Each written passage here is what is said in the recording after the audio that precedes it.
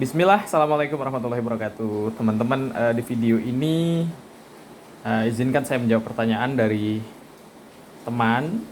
eh, Olahraga apa yang bisa dilakukan di rumah? Ya, saya selama hampir 3 tahun ini dan saya alhamdulillah berhasil menurunkan berat badan 20 kilo lebih ya. Dan saat ini saya bersyukur mempunyai sedikit tabungan ya. Tabungan apa? Tabungan otot. Tabungan otot ya, yaitu saya melakukan olahraga pengencangan otot rangka ya, olahraga pengencangan otot rangka. Nah, kalau dalam istilah teman-teman yang aktif dalam dunia olahraga, dia menyebutnya anaerobik ya. Jadi olahraga itu secara umum terbagi dua. Yang pertama aerobik, yang kedua anaerobik. Nah, olahraga yang paling mudah dilakukan di rumah dan saya pikir ini juga sangat-sangat penting, yaitu adalah olahraga anaerobik. Olahraga anaerobik ini apa? Ya, olahraga anaerobik adalah olahraga pengencangan otot rangka. Bedanya apa dengan olahraga aerobik?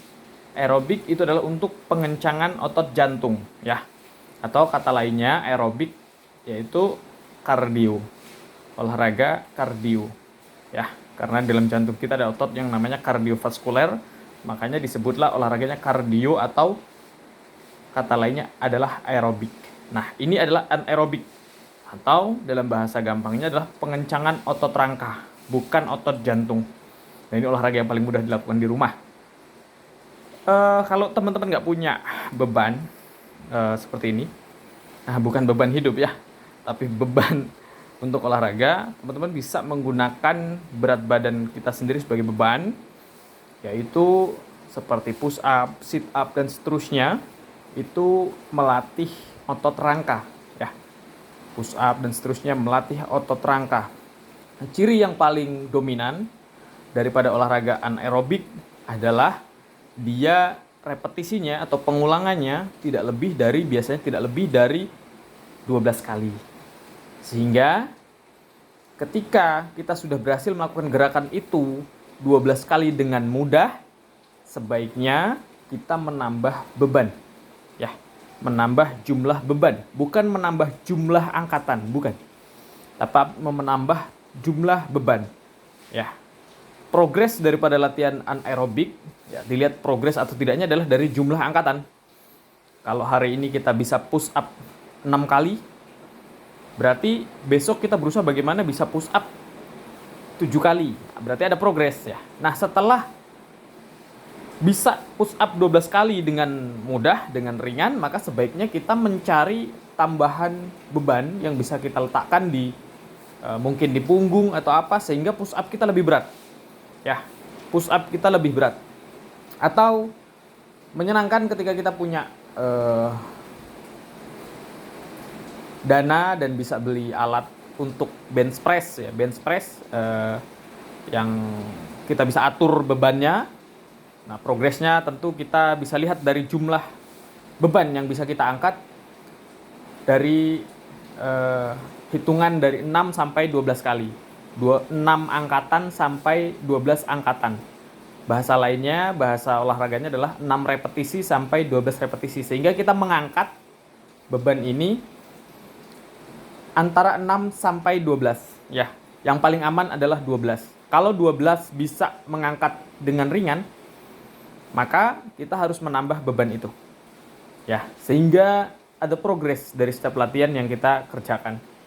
Nah, kalau kita hanya bisa mengangkat 6 kali, maka harus diturunkan. Beban itu harus diturunkan. Karena bahaya. Kita bisa cedera. Ya, adapun kita bisa mengangkat 12 kali dengan ringan, dan kita pengen tambah sedikit beban itu, nah, insya Allah itu tidak akan berbahaya bagi kita. Nah, ini olahraga yang bisa kita lakukan di rumah. Bukan hanya di rumah, tetapi di kamar. Dan bukan hanya di kamar, bahkan bisa pakai AC. Pakai AC lebih baik. Kenapa?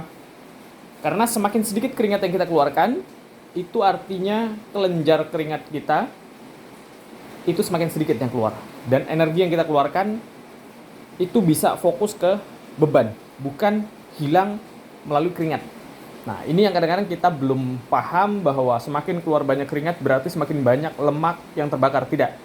Lemak itu dari eh sorry, kelenjar keringat, keringat yang keluar itu dari kelenjar keringat, bukan dari lemak yang terbakar, ya. Itu yang perlu kita luruskan.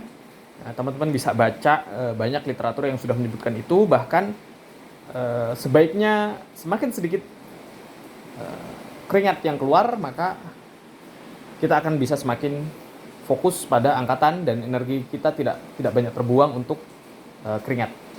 Nah, barangkali sedikit informasi ini bisa bermanfaat, dan saya sudah melakukan olahraga ini hampir 3 tahun, dan saya belum pernah sekalipun ke tempat fitness center, dan saya belum pernah sekalipun menyewa personal trainer. Ya, ya, ya. Saya bersyukur banyak teman-teman kita yang sharing bagaimana melakukan olahraga pengencangan otot di rumah, dan sangat bermanfaat sekali untuk saya. Dan mudah-mudahan dari video ini juga teman-teman mengambil manfaat dan bisa mendapatkan kesehatan yang nantinya bisa menjadi berkah untuk keluarga kita semua. Mudah-mudahan bermanfaat. Saya Iri, wassalamualaikum warahmatullahi wabarakatuh.